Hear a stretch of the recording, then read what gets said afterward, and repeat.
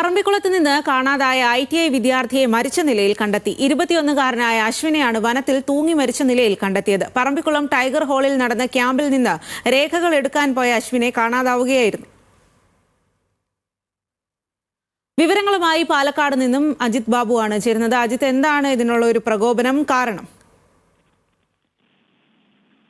നേരത്തെ സൂചിപ്പിച്ചതുപോലെ തന്നെ ഈ ക്യാമ്പ് ആയിരുന്നു, അവിടെ ഒരു ക്യാമ്പ് നടക്കുന്നത്. ആ ക്യാമ്പിൽ നിന്ന് ചില രേഖകൾ, ആധാർ കാർഡ് ഉൾപ്പെടെയുള്ള രേഖകൾ എടുക്കാൻ വേണ്ടി 3 കിലോമീറ്റർ അപ്പുറത്തുള്ള വീട്ടിലേക്ക് പോയതായിരുന്നു അശ്വിൻ.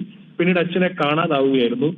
ഇത്തരത്തിൽ വീട്ടുകാരൊക്കെ പരാതി പറഞ്ഞതിന്റെ അടിസ്ഥാനത്തിൽ പോലീസ് അന്വേഷണം നടത്തിയെങ്കിലും തെളിവുകളൊന്നും ലഭിച്ചില്ല. പിന്നീടാണ് ഇതൊക്കെ വനപ്രദേശമാണ് ഈ അശ്വിന്റെ വീടുള്ള സ്ഥലം. അത് കേന്ദ്രീകരിച്ച് നടത്തിയ പരിശോധനയിലാണ് നാട്ടുകാരും വനംവകുപ്പ് ജീവനക്കാരും പോലീസ് സംഘവും വ്യാപക തെരച്ചിൽ നടത്തുന്നതിനിടെയാണ് തേക്കിൻ പ്ലാന്റേഷൻ ഭാഗത്തു നിന്ന് മരത്തിൽ തൂങ്ങിയ നിലയിൽ അശ്വിന്റെ മൃതദേഹം കണ്ടെത്തുന്നത്. ഈ നിലവിലെ ഈ മൃതദേഹം ജില്ലാ ആശുപത്രിയിൽ എത്തിച്ചിട്ടുണ്ട്. കാലത്ത് ഇൻക്വസ്റ്റ് നടത്തിയതിനു ശേഷം പോസ്റ്റ്മോർട്ടം നടപടികൾ ആരംഭിക്കും. അട്ടപ്പാടിയിലെ ITIയിലെ മെക്കാനിക് സെക്ഷനിൽ പഠിച്ചു വരികയായിരുന്നു. ഏതാണെങ്കിലും ഈ പോസ്റ്റ്മോർട്ടത്തിന് ശേഷമാണ് എന്താണ് സംഭവിച്ചതെന്ന് കൃത്യമായി മനസ്സിലാക്കാൻ കഴിയുള്ളൂ. വീട്ടിലേക്ക് രേഖ എടുക്കാൻ പോയതിനു ശേഷം വനത്തിനുള്ളിൽ മരിച്ച നിലയിൽ കണ്ടെത്തിയില്ല. ഏതാണെങ്കിലും ഒരു ദുരൂഹത ഇപ്പോൾ നിലനിൽക്കുന്നുണ്ട്. അത് മാറണമെങ്കിൽ സ്വാഭാവികമായി പോസ്റ്റ്മോർട്ടം ഉൾപ്പെടെ പൂർത്തിയാവേണ്ടതുണ്ട്.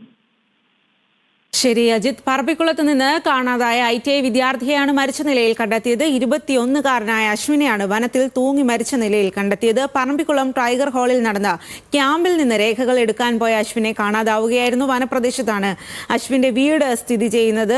അവിടെ വെച്ചാണ് അശ്വിനെ കാണാതാവുന്നതും. ആ വിവരങ്ങളാണ് അജിത് ബാബു നൽകിയത്.